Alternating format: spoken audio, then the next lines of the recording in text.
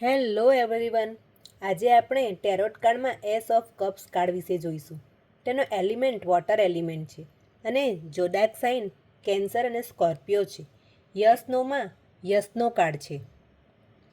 હવે આપણે આ કાર્ડના ચિહ્નો વિશે સમજીશું.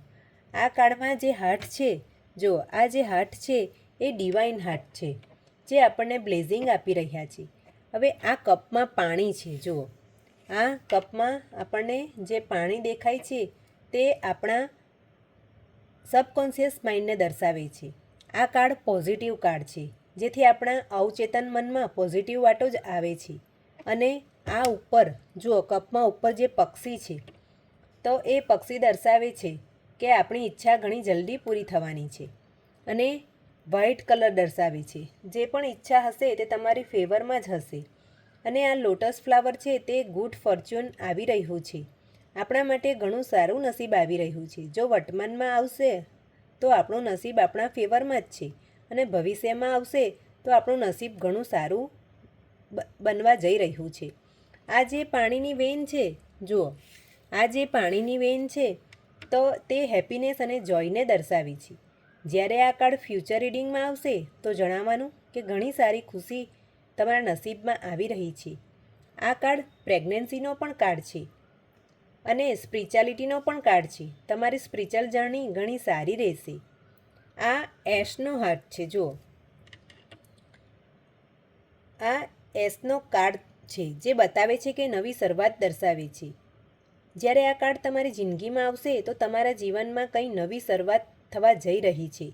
જ્યારે આ કાર્ડ તમારા રીડિંગમાં આવશે તો જણાવવાનું કે તમારા જીવનમાં નવી શરૂઆત થઈ રહી છે. પછી તે નવું રિલેશનશિપ હોય કે પછી નવું જીવનની શરૂઆત થઈ રહી હોય, એવું દર્શાવે છે. તમે ઘણા ફ્રી રહેશો અને આરામથી ડિવાઇન સાથે કનેક્ટ કરી શકશો. તમે લોકોને માફ કરીને આગળ વધી શકો છો. તમે આરામથી લોકોને માફ કરીને લેટ ગો કરીને આગળ વધી શકો છો. જ્યારે પાણી આવશે ત્યાં ઇન્ટ્યુશન દર્શાવે છે. પાણી ચંદ્ર દર્શાવે છે. ચંદ્ર પણ ઇન્ટ્યુશન દર્શાવે છે. આપણું દિમાગથી કેટલા સ્ટેબલ છે કે અનસ્ટેબલ છે તે ચંદ્ર દ્વારા જાણી શકીએ છીએ. જ્યારે આ કાર્ડ આવે ત્યારે પોતાની ખુશી બીજા સાથે શેર કરશો. આ કાર્ડનો અર્થ એ છે કે તમે એટલા બધા ખુશ રહેશો કે લોકો સાથે આરામથી રહી શકશો. આસપાસ સારા લોકો નહીં હોય તો પણ આરામથી લોકો સાથે હળીમળીને પોતાની જિંદગીમાં આગળ વધી શકશો. આ કાર્ડ જ્યારે આવશે ત્યારે ટેન્શન બિલકુલ પણ નહીં રહે. તમારી જિંદગીમાં ખુશી જ ખુશી હશે. આ કાર્ડ હંમેશા પોઝિટિવ ઇમોશન દર્શાવે છે, નેગેટિવ ઇમોશન નથી બતાવતા. તમે તમારી જિંદગીમાં ઘણું બધું ગ્રો કરશો, પ્રગતિ કરશો. ક્રિએટિવિટી ઘણી ભરેલી હશે. ઘણું જલ્દી પ્રેગ્નન્સી રહી શકે છે. તમારા જીવનમાં ઘણું ગ્રો કરશો. મતલબ આ કાર્ડ પોઝિટિવ કાર્ડ છે. જ્યારે આ કાર્ડ મની, બિઝનેસ અને કેરિયર રિલેટેડ આવશે ત્યારે તમે જો કોઈ નોકરી કરશો તો તમને પ્રમોશન મળવાના ચાન્સ છે, ટ્રાન્સફર થઈ શકે છે, અથવા બધા તમારી વાહ કરશે. અને કોઈ પણ એવો પ્રોજેક્ટ મળી શકે છે જેમાં તમને સફળતા મળી શકે છે.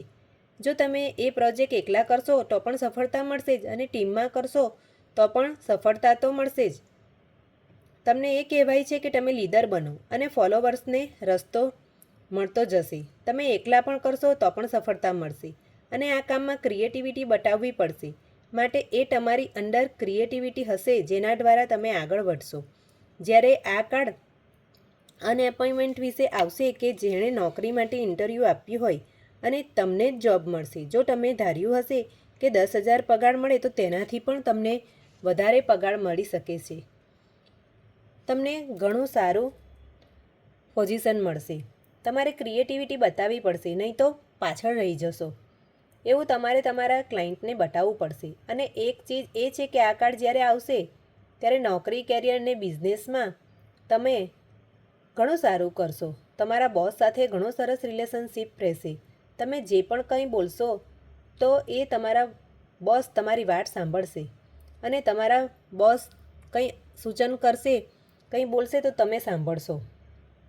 આ કાર્ડ પ્રેગ્નન્સી રિલેટેડ છે.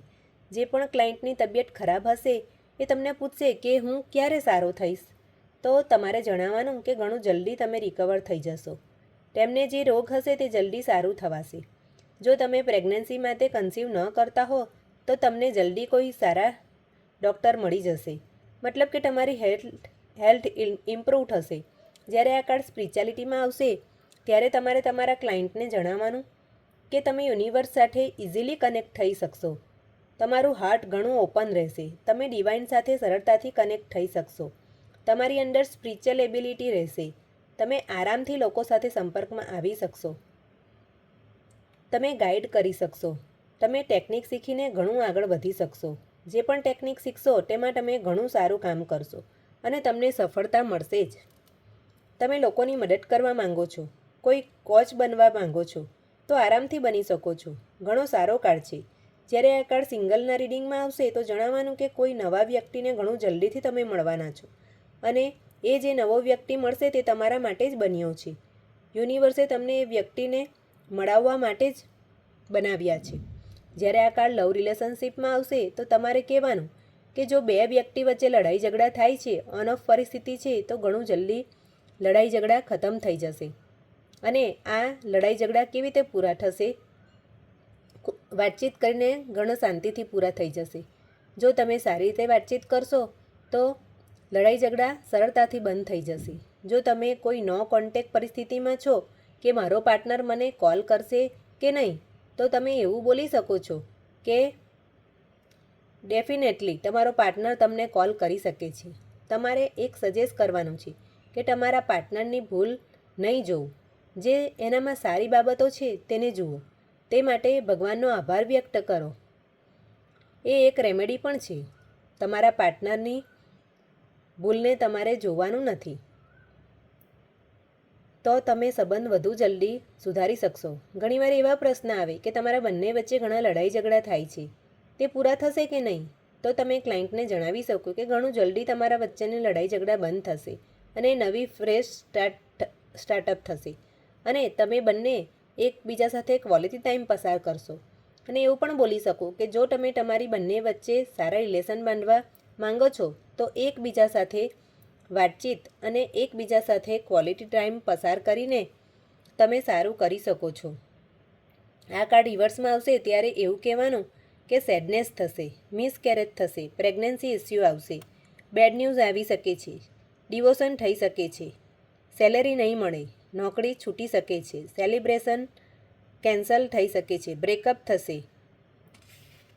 આ કાર્ડ રિલેટેડ તમારે કશું પણ પૂછવું હોય તો કોમેન્ટ સેક્શનમાં જઈને તમે પૂછી શકો છો. Thank you.